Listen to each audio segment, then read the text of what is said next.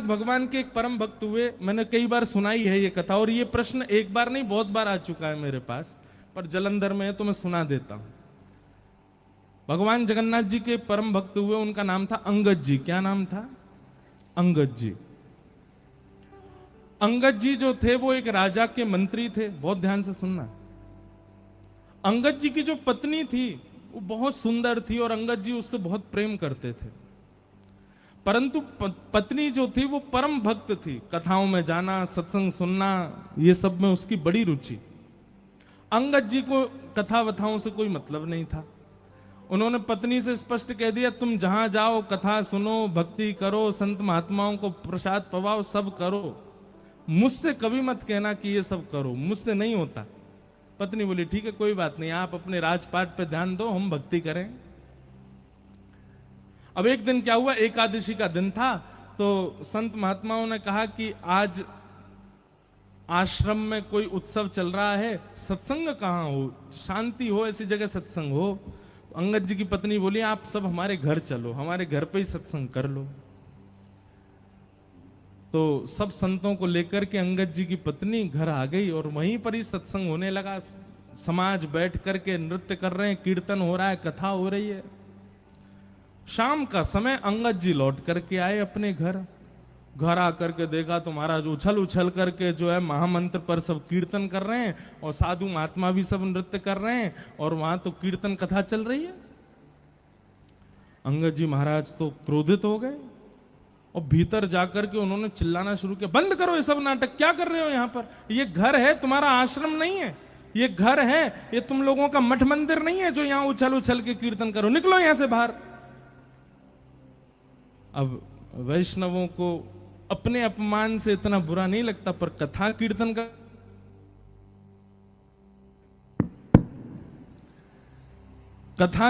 का कोई अपमान करे, ये वैष्णवों से सहन नहीं होता।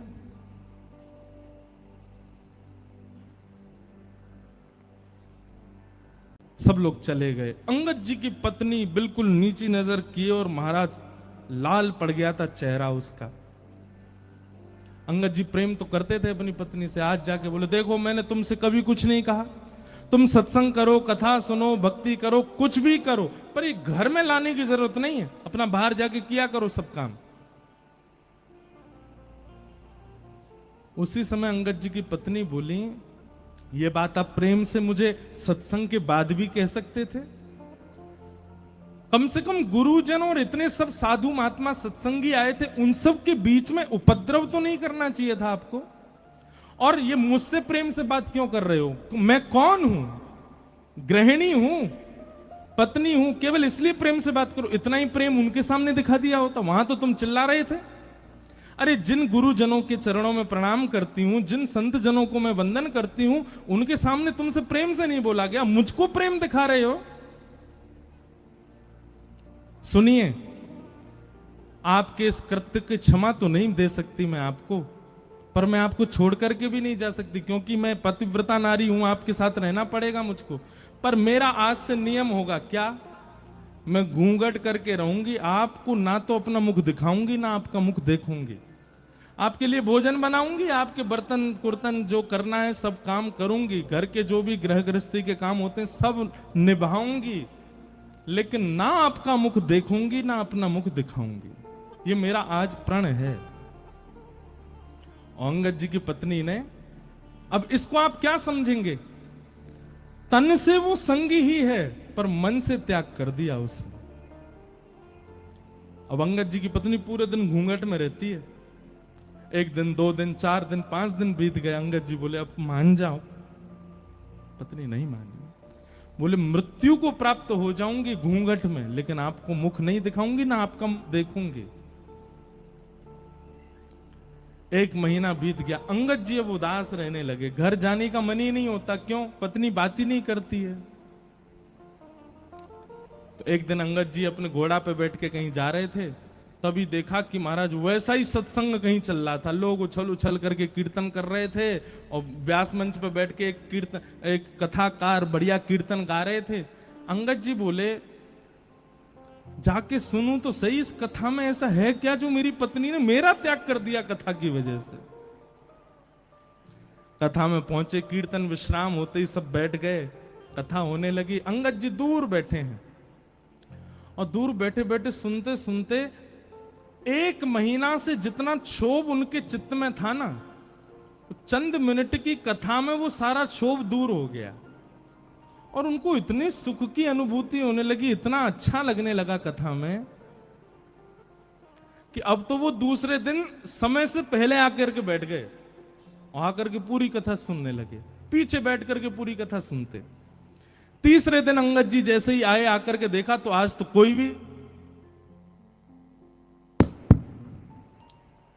कोई भी नहीं आया, कथा ही विश्राम हो गई। अंगद जी ने पूछा, भैया यहां पे कल कथा चल रही थी क्या? वो बोले कल 7 दिन हो गए पूरे, अब तो व्यास जी चले गए, यहां से कथा हो गई।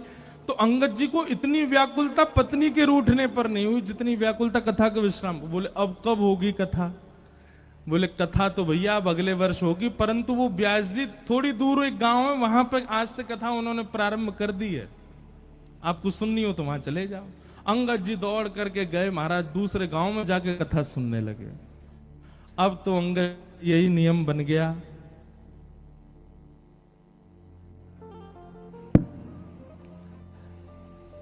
बोलो वृंदावन।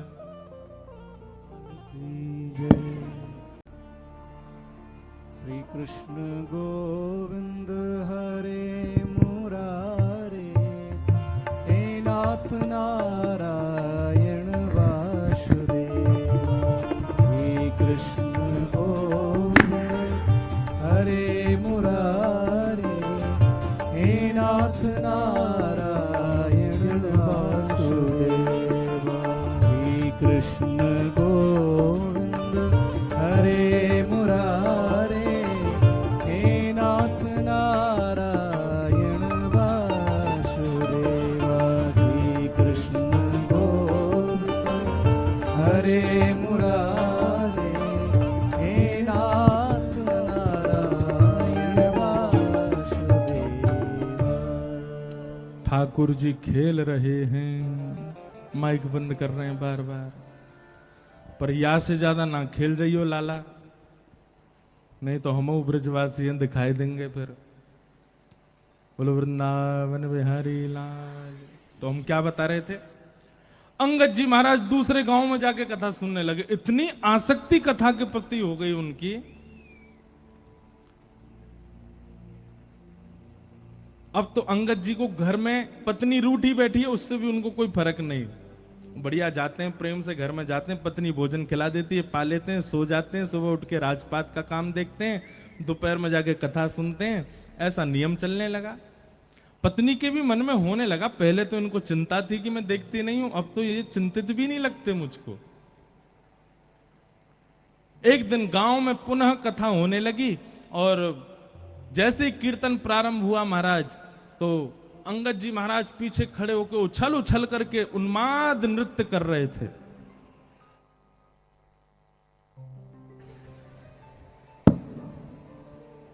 एक बात हम आपसे कहें, कीर्तन में कभी भी सोच समझ करके नृत्य मत करना। 4 आदमी उठा रहे हैं तब आप नृत्य करो, इससे बढ़िया मत करो। नृत्य कब करो? जब आप स्वयं को रोक नहीं पाओ, तब ही नृत्य करना। इस बात को हम प्रमाणित ऐसे कर सकते हैं, भगवान स्वयं कह रहे हैं, वाग गदगदा द्रवते यस्य चित्तम रुदत्त भिक्षणम हसति क्वचिच्च विलज्ज उद्गायत नृत्यते च मदभक्ति युक्तो भुवनम पुनातु। ठाकुर जी कहते हैं जो सोच समझ करके नृत्य कर रहा है, समझो वो आडंबर है, वो भी दंभ है। पर जिसके पांव रुक ना पाए, जिसके हाथ रुक ना पाए, जिसके नेत्र स्वयं को रोक ना पाए, जिसका मन स्वयं को रोक ना पाए, समझ जाना उसके चित्त में मैं ही खड़े होकर के नृत्य कर रहा हूं, तभी वो नृत्य कर रहा है। इसलिए कभी भी संकीर्तन, कीर्तन, भजन में सोच समझ के नृत्य नहीं।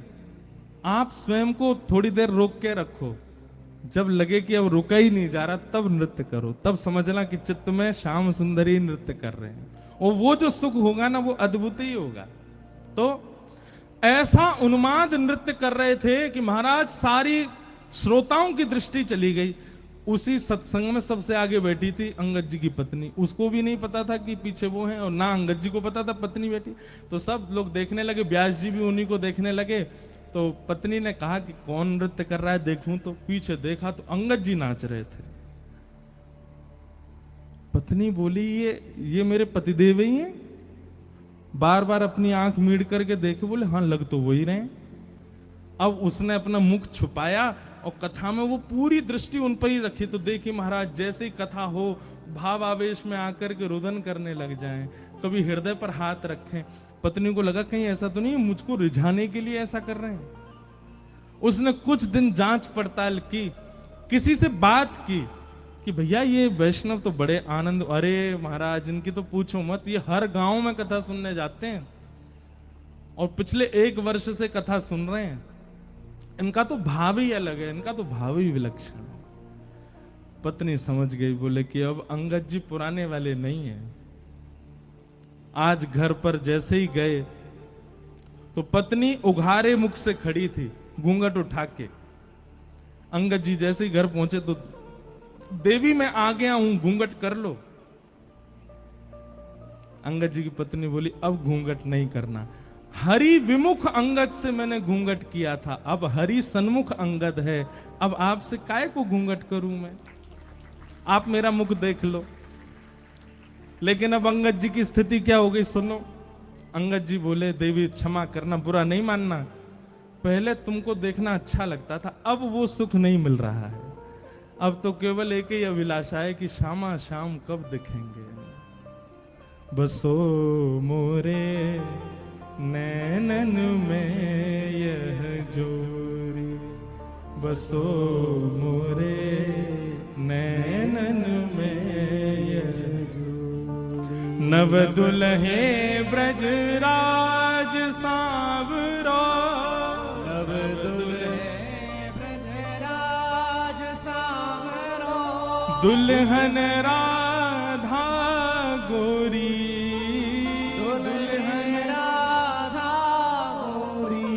बसो मोरे नैनन में यह जोरी, बसो मोरे नैनन में यह जोरी। तो जिनका भी ये प्रश्न था कि हमारे पिताजी ऐसे हो गए हम क्या करें, जैसे अंगद जी की पत्नी ने मन से त्याग किया वैसे त्याग करो। भगवान की कृपा हो गई, अगर सुधर जाएं तो अच्छी बात है, और नहीं सुधरे तो फिर कोई दिक्कत नहीं। सब अपना प्रारब्ध भोग रहे हैं संसार में। आप केवल 1 बार 2 बार प्रार्थना कर सकते हो, आप पीछे नहीं पड़े रह सकते किसी व्यक्ति के कि वो सुधर जाए। हम आपसे फिर प्रार्थना करते हैं, जो माता पिता बालकों के पीछे पड़े रहते हैं, भक्ति करो, भजन करो, मंदिर जाओ, कथा, काय को पीछे पड़ रहे हो उसके प्रारब्ध में भक्ति भाव होगा तो वो करेगा, नहीं कर रहा है तो फिर कोई बात नहीं, आप 1 आध बार प्रयास करो, उसके बाद वो ना करे तो पीछे मत पड़े रहिए उसके। तो इस प्रकार ये सब प्रश्न आए हैं आज। फिर एक किन्हीं का ये भाव आया है कि वे कथा सुनने जम्मू से यहाँ 7 दिन के लिए जलंधर आए हैं। उनका भाव है कि महाराज जी कभी जम्मू भी कथा करने आओ, वैष्णो देवी मैया से कृपा करो, प्रार्थना करो कि वो हमको बुलावें, तो जल्दी जम्मू भी कथा सुनाने के लिए आएंगे। बोलो भक्तवत्सल भगवान की। तो आइए अब कथा प्रसंग थोड़ा सा श्रवण करें। सब कथा प्रसंग ही है, ये सब भाव भी जो हम बता रहे हैं प्रश्नों के, ये भी सब कथाओं से ही हैं।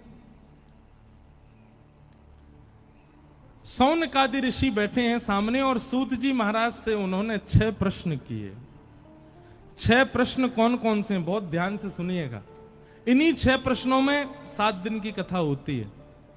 सबसे पहला प्रश्न किम श्रेय, दूसरा शास्त्र सारह क, तीसरा स्व अवतार प्रयोजनम, चौथा किम कर्म, पांचवा के अवतारश्च, और छठवा धर्म कम शरणम गत। ये 6 प्रश्न हैं। सबसे पहला प्रश्न क्या है कि भगवान के अवतार का श्रेय किसको जाता है, क्रेडिट किसको जाता है, भक्तों को कि राक्षसों को? ठाकुर जी किसके लिए आते हैं पृथ्वी पर, भक्तों के लिए आते हैं कि राक्षसों के लिए आते हैं? सबसे पहला प्रश्न। दूसरा, शास्त्र सारह क, हमारे इतने सारे शास्त्र हैं हिंदू वैदिक सनातन धर्म में, इन सब का सार क्या है? तीसरी बात, स्व अवतार प्रयोजनम, भगवान के अवतार का प्रयोजन क्या है? भगवान कभी राम बन के आते, कभी कृष्ण बन के आते, कभी परशुराम बन के आते, ये बात तो समझ में आती कि इंसान जैसे बन के आए। कभी कभी भगवान कछुआ बने आए, कभी भगवान मत्स्य बने आए, कभी नरसिंह बने आए, कभी बराह बने आए। ये रूप क्यों? जब भगवान एक ही है और समस्त भगवानों में एक समान शक्ति है, तो फिर रूप क्यों बदलते हैं भगवान? एक ही रूप में सारे अवतार क्यों धारण नहीं करते? रूप क्यों बदलते हैं बार बार? स्व अवतार प्रयोजनम। और उसके बाद किम कर्म, भगवान का कर्म क्या है? भगवान करते क्या हैं? हमने तो सुना है कि कर्म की उन पर कोई गति नहीं होती, तो फिर भगवान करते क्या है? किम कर्म। और फिर अगला प्रश्न, के अवतार, अवतार कितने हैं भगवान के? कोई 10 बताता, कोई 24 बताता। और अंतिम प्रश्न क्या है? ठाकुर जी के स्वधाम जाने के बाद धर्म कम शरणम गतः, धर्म किसकी शरण में है? जिस धर्म को स्थापित भगवान ने कर दिया, उस भगवान के जाने के बाद धर्म किसकी शरण में गया? ये 6 प्रश्न है। समझ में आए? 6 प्रश्न आए तो कोई के नहीं है, फिर भी सुन लो। पहला प्रश्न, भगवान के अवतार का श्रेय किसको जाता है? किसके लिए आते हैं भगवान? राक्षसों के लिए? राक्षसों के लिए आते हैं कि भक्तों के लिए आते हैं? बताओ। हैं? वो तो हमको पता है, जबरदस्ती बहती गंगा में हाथ तो सब धो ही दोगे। प्रमाणित करो कि भक्तों के लिए आते हैं, राक्षसों के लिए। और अगर भक्तों के लिए आते हैं तो फिर क्यों रावण को मारा? भक्तों के लिए आते हैं तो क्यों पहले प्रहलाद पर कृपा ना करके पहले हिरण्यकश्यप को मारा? देखो, ठाकुर जी आते तो भक्तों के लिए ही हैं, पर उस भक्त का इतना स्मरण किया जा चुका होता है राक्षसों के द्वारा, उस भक्त के भले ही कुभाव से ही सही, उस भक्त की इतनी सेवा की जा चुकी होती है राक्षस के द्वारा, नित्य दर्शन। अरे भाई, वैष्णव दर्शन ही तो बहुत बड़ा लाभ है। अब भले ही हिरण्यकश्यप द्वेष बुद्धि से करता था, पर करता तो था प्रहलाद के दर्शन।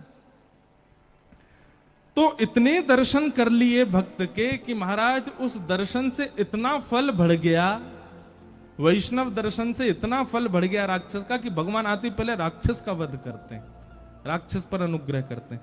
अब बुलाया किसने? गजेंद्र ने। पर आते ही सुदर्शन चक्र कहां चलाया? ग्राहक के ऊपर, मगरमच्छ के ऊपर। क्यों? गजेंद्र के पैर को मुख में लेके बैठा था, भक्त के पांव को शरणागति लेकर के बैठा, इसलिए पहले उस पर कृपा की। तो आते तो ठाकुर जी वैष्णव भक्तों के लिए हैं, पर उन वैष्णव भक्तों को प्रताड़ित करने वाले ये राक्षस इतना वैष्णव संग कर चुके हैं कि इन पर कृपा हो जाती है और ठाकुर जी पहले इनका उद्धार कर देते हैं। तो ठाकुर जी किसके लिए आते हैं? वैष्णवों के लिए, भक्तों के लिए आते हैं। फिर दूसरा प्रश्न क्या है? शास्त्र सारह क। बहुत ध्यान से सुनिएगा, ये प्रश्न आप लोगों से कई लोग पूछ सकते हैं, कई विधर्मी पूछ सकते हैं, इसका उत्तर आपके पास होना चाहिए। हमारे हिंदू वैदिक सनातन धर्म में इतने सारे शास्त्र हैं, इनका सार क्या है? एक बात आप ध्यान पूर्वक सुनिए। वेदव्यास जी महाराज ने 4 वेद लिखे, 17 उपपुराण लिखे, 18 उपपुराण लिखे, 18 महापुराण लिखे। परंतु श्री वेदव्यास जी महाराज ने श्रीमद् भागवत जी की कृति में एकादश स्कंद में इस बात को स्पष्ट कर दिया, हमने जितने भी ग्रंथ लिखे हैं, हमने जितने भी शास्त्र लिखे हैं, जितने भी पुराण लिखे हैं, उन सबका सार यदि आपको लेना हो तो श्रीमद् भागवत जी की शरण में जाओ। सारम सारम समद्वितम। अगर आप भागवत जी के भाव सुनते हो तो आपने 4 वेद, 18 उपपुराण, 18 महापुराण सबको सुन लिया। भागवत जी प्रमाणित ग्रंथ हैं। एक प्रकार से ये कह दिया जाए, कोई महामंत्री है, कोई सेनापति है, कोई सेनापति है, कोई सैनिक है। श्रीमद् भागवत जी तो राज सिंहासन पर बैठे राजा हैं।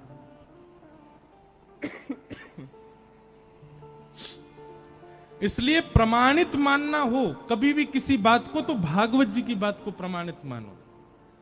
हम किसी अन्य ग्रंथ की या अन्य पुराण की कोई निंदा स्तुति नहीं कर रहे हैं, आपको एक बात स्पष्ट बता रहे हैं कि प्रमाणित ग्रंथ श्रीमद् भागवत। फिर उसके बाद अगला प्रश्न आता है, भगवान का प्रयोजन क्या है? भगवान मानवीय बन के क्यों नहीं आते? भगवान बार बार रूप क्यों बदलते हैं? कभी मत्स्य बन आते, कभी कच्छप बन आते। जब शक्ति एक ही है भगवान की, तो एक ही रूप में आ जाए? नहीं, भगवान अपनी सर्वव्यापकता आप सबके बीच में प्रमाणित कर रहे हैं। सर्वव्यापकता, वो सब में विद्यमान है। कर्तुम अकर्तुम अन्यथा कर्तुम समर्थ ईश्वर। अरे जिस सुगर को सब लोग हीन मानते हैं, जिसके स्पर्श मात्र से नहाना पड़ता है, उसके रूप में भी श्री ठाकुर जी आ जाते हैं। मानो अपनी दो बातें बताते हैं, पहली तो मैं सर्वव्यापक हूं, और दूसरी बात जो सबसे उपेक्षित है, मैं उसके रूप को धारण करने में भी कोई लज्जा नहीं रखता। हम लोगों को कोई आसन एक छोटा दे दे तो हमको लज्जा हो जाती है। अच्छा, कमेटी में हमने इतने पैसा डाले, हमने प्रचार करवाया, हमको महाराज जी से माला नहीं पहनवाई ऊपर मंच पे, इतने में ही बुरा मान जाते हैं लोग।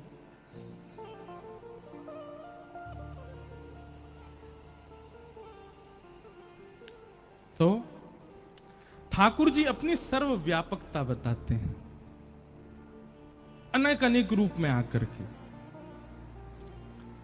किम कर्म, भगवान करते क्या हैं? मैं भगतन को दास भगत मेरे मुकुट मणि। ठाकुर जी करते क्या है पता है? केवल भक्तों के प्रेम भाव को ही ढूंढते रहते हैं कि अब ये क्या करने वाले हैं, अब ये कौन सा भाव मुझे प्रस्तुत करने वाले हैं। संसार के जितने भी चतुर लोगों के भाव हैं, ये सब भगवान को पता होते हैं, पर प्रेम लक्षणा भक्ति में जो भक्त रहता है, उसके प्रेम का अब क्या भाव आने वाला है, ये ठाकुर जी को नहीं पता होता। उसको देखने के लिए ठाकुर जी बैठे रहते हैं। जैसे हमारे अष्ट छाप के सखाओं में कौन हुए? कुम्भन दास। अष्ट छाप के सखाओं में कौन हुए? श्री गोविंद स्वामी। अष्ट छाप के सखाओं में कौन हुए? श्री सूरदास। अष्ट छाप के सखा श्री गोविंद दास जी की एक लीला आती है कि गोविंद दास, बहुत ध्यानपूर्वक सुनिएगा, नहीं तो आपके मन में प्रश्न उठ सकते हैं। गोविंद दास जी एक दिन शौच के लिए गए। सोचो उनकी भक्ति स्थिति कितनी ऊंची है। गोविंद दास जी एक दिन सुबह सुबह शौच करने के लिए गए जंगल में, और शौच करने के लिए जब गए तो ठाकुर जी के मन में आ गया कि मुझे इसके संग खेलना है। और शौच करते हुए गोविंद दास जी बैठे हैं, शौच निवृत्त हो रहे हैं, और सोई ठाकुर जी वन में पहुंच गए, और पीछे थे फलन ने तोड़ तोड़ के गोविंद दास पे मार रहे हैं। अब गोविंद दास देखे कौन आया, और पीछे देखे त्रिमंगलली ठाकुर जी खड़े हैं। अब आप विचार कर सकते हो, हम इतने शुद्ध, इतने पवित्र, इतनी मर्यादाओं का पालन करते हैं, तब भी ठाकुर जी के सामने अपने घर की सेवा में जाते हैं, और यहाँ गोविंद दास के साथ में ठाकुर जी ये भी विचार नहीं करते कि वो शौच के लिए जा रहा है। और ये केवल गोविंद दास के साथ हुई घटना नहीं है। इसी कलिकाल में, इन्हीं 50 वर्ष के अंतराल में, हमारे गोरखपुर में विराजमान हुए श्री राधा बाबा महाराज। नाम सुना राधा बाबा का? राधा बाबा महाराज की ऐसी अद्भुतता, वे अपने संपूर्ण जीवन काल में कभी वृंदावन नहीं आए, पर उन्होंने वृंदावन के लिए एक ग्रंथ लिखा, एक छोटी सी पुस्तक लिखी, उसका नाम है केली कुंज। और केली कुंज में बाबा ने एक एक बात लिख दी। केसी घाट से बिहारी जी कितने दूर हैं, बिहारी जी से राधा वल्लभ जी की दूरी कितनी है, बीच में कैसे कैसे चौराहे आते हैं, कहां पर कैसे, कहां पर भगवान की गौचारण लीला हुई है, कहां पर अक्रूर घाट है, अटल वन कहां पर है, ये सब केली कुंज में महाराज जी ने लिखा है। उनसे किसी ने पूछा, बाबा आप कभी वृंदावन तो गए नहीं, तो वृंदावन को पूरा भाव कहां ते आगो? बोले मैं वृंदावन ना गयो, वृंदावन मुंह में ही रहे, मेरे चित्त में ही रहे। तो किसी ने कहा, बाबा आप तन से भी एक बार वृंदावन जाओ। तो वे कहते बोले, अगर मैं तन से वृंदावन गयो तो फिर वापस कभी आ नहीं पाऊंगा, या हमारे मैं जाऊं ना हूं। ऐसे राधा बाबा महाराज गोरखपुर में विराजते थे। तो उनकी लीला में एक बात आती है कि वे सुबह सुबह जब शौच के लिए जाते थे, सुबह 4:30-5 बजे, एक माताजी, बूढ़ी माताजी उनके पीछा करती थी। और जब वे शौच के लिए दूर वन में बैठे होते तो वो माताजी एक झाड़ी के पीछे बैठ के बाबा को देखती थी। तो बाबा के किसी शिष्य परिकर ने ये देख लिया। उसने माताजी को पकड़ के कहा, बोले हे मैया सुनो, तुम, हम सब जानते हैं तुम सुबह सुबह जाती हो बाबा के पीछे, है शौच के समय तो कम से कम ये सब नहीं करना चाहिए आपको। संत महापुरुष हैं बेचारे, पूरे दिन दर्शन देते हैं, दुनिया भर के लोग दर्शन करने आते हैं, पूरे दिन दर्शन किया करो, आप सुबह सुबह क्यों जाती हो उनके पीछे? तो माताजी के नेत्र सजल हो गए। वो बोले मैं बाबा के पीछे नहीं जाती। तो बोले, बाबा जब सुबह सुबह शौच के लिए जाते हैं ना, तब इनके पीछे नन्हों से सांवरों सलोनों से एक बालक जावे, और वो बाबा के सामने ही बैठो रहे। वो पूरे दिन नहीं रहता, वो सुबह सुबह जब ये शौच के लिए जाते हैं तभी आता है। मैं तो उस बालक को देखने जाती हूँ। और बाबा जब शौच में बैठे होते हैं ना, तो इन दोनों की आपस में चर्चा चलती है, बड़े ठहाके मार मार के दोनों हंसते हैं। मैं तो वो देखने जाती हूँ। मतलब आप विचार कर रहे हैं, भक्तों की वो स्थिति जिसको हम परम अपवित्र मानते हैं, उस स्थिति में भी भक्त चले जाते हैं। तो ठाकुर जी वहां भी आ रहे हैं उनके पास में। तो ऐसी स्थितियों में ऐसे भक्तों के भाव देखने के लिए, उनका अनुकरण करने के लिए ठाकुर जी, यही कर्म है ठाकुर जी का। कौन भक्त कब कहां क्या कर रहा है, कौन से भाव से मुझको भज रहा है, किस भाव से मुझे अर्पण कर रहा है, वही भाव प्रिय है ठाकुर जी को। वही भाव देखने के लिए ठाकुर जी आते हैं। आहा।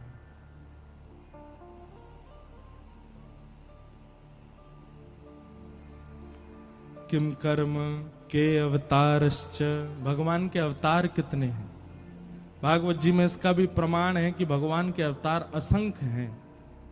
पर कुछ पढ़ने सुनने जानने के लिए दशावतार और 24 अवतार अंश और कला अवतारों के रूप में ये बताए गए हैं। बाकी भगवान के अवतार अनेक हैं। अभी मैं और आप जलंधर में बैठ के कथा सुनने, ठाकुर जी का इस समय भी कहीं ना कोई अवतार हुआ होगा। ठाकुर जी कहीं ना कहीं कोई लीला कर रहे होंगे। और धर्म कम शरणम गतः, अंतिम प्रश्न, भगवान के जाने के बाद धर्म किसकी शरण में गया? भैया देखो, जिसके लिए धर्म स्थापित किया भगवान ने, किसके लिए धर्म स्थापित किया? मेरे और आपके लिए किया। ठाकुर जी के जाने के बाद धर्म कहां गया? जिसके लिए धर्म स्थापित किया उसकी शरण में है, मेरी और आपकी शरण में।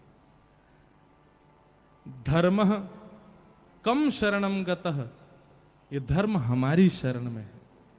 हम धर्म का पालन करते हैं तब धर्म हम पर कृपा करता है। तो धर्म ही हम सब धर्म के शरणार्थी हैं। हम सबको धर्म का पालन करना है।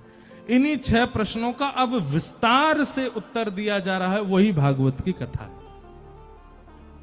सूत जी महाराज यहां से कहना प्रारंभ करते हैं कि सवै पुंसाम परो धर्मो यतो भक्तिर अदोक्षजे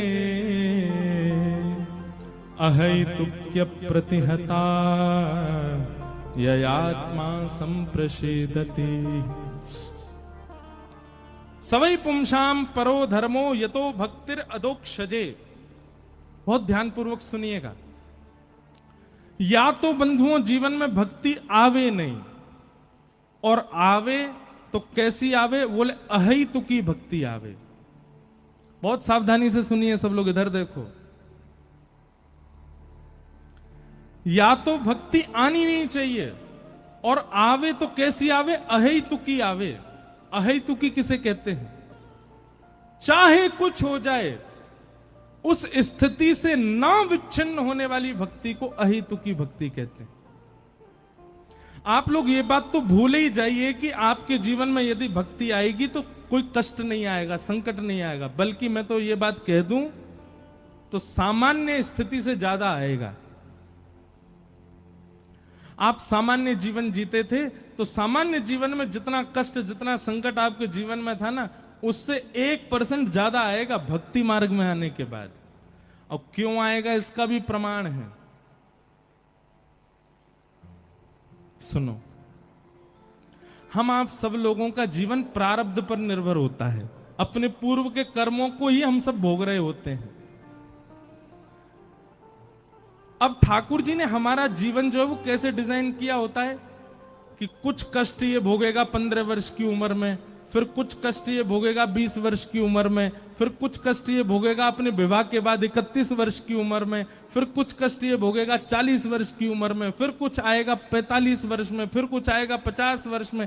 ऐसे हमारे 80 वर्ष का मान लो जीवन था, तो 80 वर्ष में ठाकुर जी ने कुछ कुछ वर्षों को विभाजित कर दिया कि उन वर्षों में इसके जीवन में कष्ट आएगा।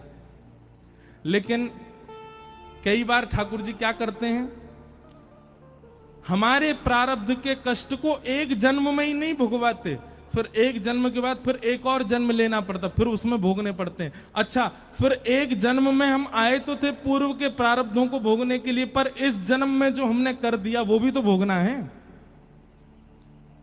ध्यान से नहीं सुनोगे तो बाउंसर जाएगी सर के ऊपर से, इसलिए बहुत ध्यान से सुनना। मुझे एग्जाम्पल दे रहा हूं, मुझे जन्म मिला, मान लो मेरे जीवन के अमुक वर्ष भगवान ने दिए। उन अमुक वर्षों में मुझे अपने पुराना लेखा जोखा, जो मैंने कितने जन्मों में मैंने जो कुछ भी किया, वो मुझे इस जन्म में भोगना है। अब इस जन्म में मैं उनको तो भोग रहा था, पर इस जन्म के क्रियाकलाप मेरे अलग ही चल रहे थे। ठाकुर जी बोले पुराना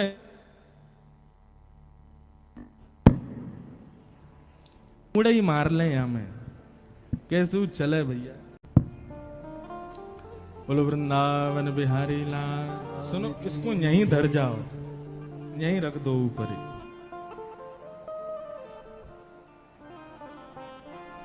ये बंद होगा तो वो उठा लेंगे, तुम चालू रखना, ठीक है? ऐसे मत रखो यार, बहुत अजीब लगेगा। हाँ, यूं रख दो बस। ये चल रहा है। बोलो वृंदावन। आवाज आ रही है? मैं बढ़ा दियो भैया। आज स्वास्थ्य ठीक हुआ तो माइक खराब हो गया। क्या बता रहा था मैं तो भूल ही गया। अरे बताओ, कोई तो बताओ, कहां था मैं? हाँ, प्रारब्ध। मान लीजिए कि मुझे अमुक वर्ष का जीवन मिला और उस अमुक वर्ष के जीवन में मुझे पूर्व का भोगना था, पर इस जन्म में मैंने अलग अपनी लिस्ट और बना ली। भगवान बोले पुराना तेरा खत्म नहीं हुआ, तेने नए और बना लिए। हम हिसाब बराबर करने के लिए आए हैं संसार में, पर हमारा इस जन्म का तो हिसाब अलग ही, बही खाता खुल गया हमारा। पुराना तो खत्म ही नहीं हुआ, नया और खोल लिया हमने। इसके साथ बुरा कर दिया, उसके साथ अनीति कर दी, इसके संग ये कर दिया, उसके इसका लेखा जोखा तो अलग बन गया। अब उसको भोगने के लिए फिर जन्म लेना पड़ेगा। क्या होता है फिर, व्यक्ति जब भक्ति मार्ग को अपना लेता है तो भक्ति मार्ग में उसको क्या सिखाया जाता है? किसी के साथ गलत मत करो, किसी के साथ ऐसा मत करो, गलत खाओ पियो मत, शुद्ध विचारधारा करो। भक्ति मार्ग में वो क्या करता है, इस जन्म में जो जो कर रहा था उन सबको बंद कर देता है। अब इस जन्म का भई खाता बंद हो गया क्योंकि भक्ति मार्ग में आ गया। और जब भक्ति मार्ग में वो नाम जाप करने लग जाता है, वृंदावन जाने लग जाता है, कथा सुनने लग जाता है, खूब ठाकुर जी का प्रेमी होने लग जाता है, तो ठाकुर जी को भी उससे प्रेम हो जाता है। तब ठाकुर जी कहते हैं अब ये मेरा प्रेमी हो गया, अब क्या करें, इसका बही खाता पुराना और इस जन्म का जितना भी है सब इससे अभी भुगवा लो। फिर ठाकुर जी एक के बाद एक, एक के बाद एक, एक के बाद एक भेजते हैं। बोले इसको भी भोग ले, इसको भी भोग ले, सबसे निवृत्त तो हो, सबको अभी खत्म कर ले, ताकि तुम्हें दोबारा उसको भोगने के लिए आना ना पड़े। इसलिए कई बार भक्ति मार्ग में सामान्य मार्ग से ज्यादा कष्ट आ जाता है। उसको आप कष्ट रूप में मत लीजिए। और ये बात भी आप ध्यानपूर्वक सुनिएगा कि भक्ति मार्ग में आने के बाद भी यदि आपके प्रारब्ध भुग नहीं रहे हैं, कोई किसी प्रकार का मानसिक, किसी प्रकार का तन का, मन का, धन का कोई कष्ट जीवन में नहीं आ रहा, तो इसका मतलब यह है कि अभी बही खाता ठाकुर जी पूर्ण करवा नहीं रहे हैं। उसको करवाएं तो तुरंत कर लो, भोग लो, उसको खत्म करो। लेकिन जीवन में आने वाली किसी भी प्रकार की स्थिति से व्यक्ति जब भक्ति मार्ग का त्याग कर देता, ओ हो भगवान ने मेरे साथ ऐसा किया, भगवान कुछ नहीं होते, सब ये सब इन लोगों ने बना रखा है, ये सब ऐसे हैं, और नास्तिकता को अपना लेता है व्यक्ति, अपने जीवन से छोड़ देता है भक्ति मार्ग को।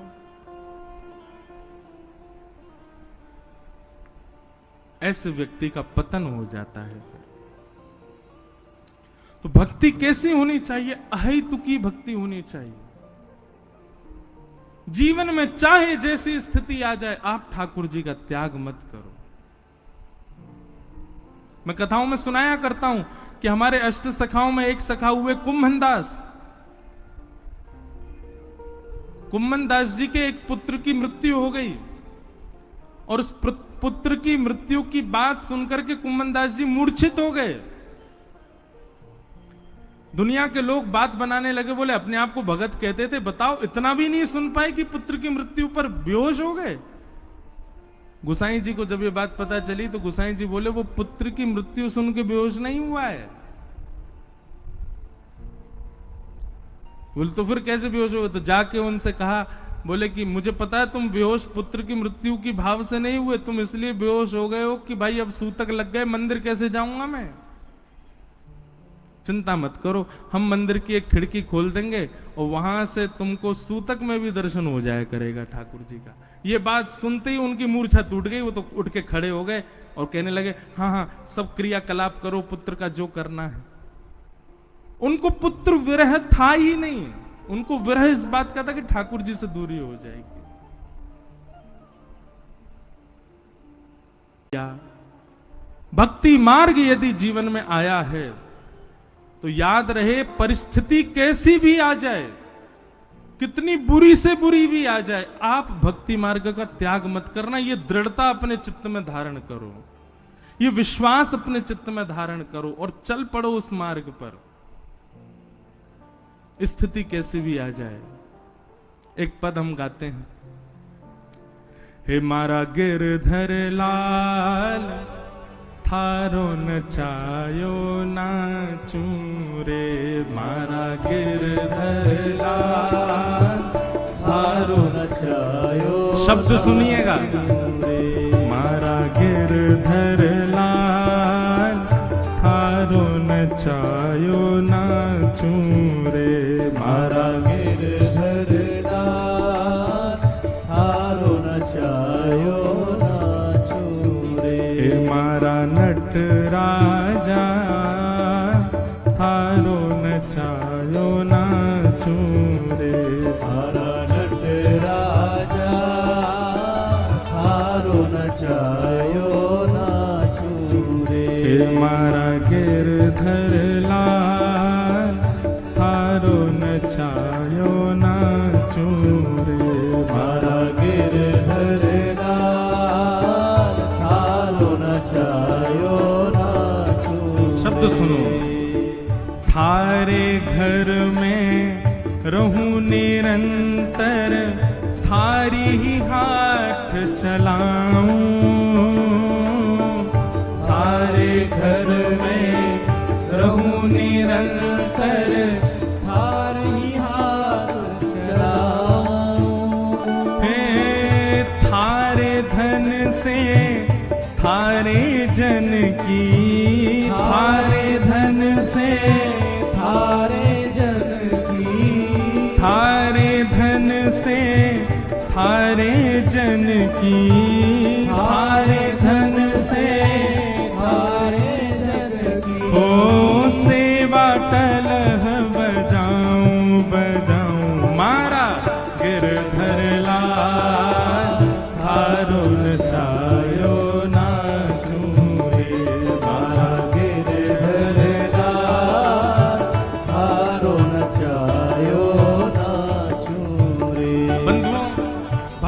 मतलब यही होता है जो यहाँ पंक्तियां लिखी हैं।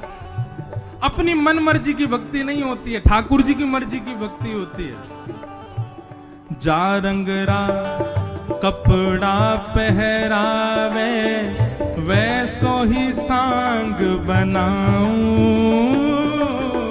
जा रंगरा सब लोग कपड़ा पहनावे, वैसो ही स्वांग बनाऊं। हाँ, वैसो ही स्वांग बनाऊं। वैसो ही स्वांग बनाऊं। और ओ जैसो बोल बुलावे मुख सो, जैसो बोल बुलावे मुख सो, जैसो बोल बुलावे मुख सो, जैसो बोल बुलावे मुख सो। मैं वैसी ही बात बनाऊं बनाऊं। मारा गिरधर लाल हारो नचायो नाचूं रे। मारा गिरधर लाल हारो नचायो नाचूं रे। मारा नट राजा हारो नचायो नाचूं रे। मारा नट राजा हारो नचायो नाचूं। बहुत अच्छी पंक्ति है। घर का प्राणी कहाँ न माने, मन मन खुशी मनाऊं। घर का प्राणी कहाँ न माने, मन मन खुशी मनाऊं। घर के लोग मेरी बात नहीं सुनते। मैं उनसे कहता हूँ कथा में चलो तो कहते हैं तू पागल है, तू कथा में जाता, हम थोड़ी सुनेंगे कथा। हम कहते हैं घर में ठाकुर जी की अष्टयाम सेवा शुरू कर दो, तो मुझे नाटक समझते हैं। नाम जप की कहता हूं तो भी मना करते हैं। गिरिराज परिक्रमा वृंदावन सबके लिए मना करते हैं। कोई बात नहीं, घर के लोग यदि मेरी बात नहीं मानते तो इसमें भी प्रसन्नता क्या। अगर ये घर के लोग बात मान जाते तो मेरा इनसे मोह हो जाएगा। अच्छा, ये मेरी बात नहीं मान रहे तो इनसे मेरा मोह तो भी दूर होता जाएगा। घर का प्राणी कहाँ न माने, मन मन खुशी मनाऊं। घर का प्राणी कहाँ न माने, मन मन खुशी मनाऊं।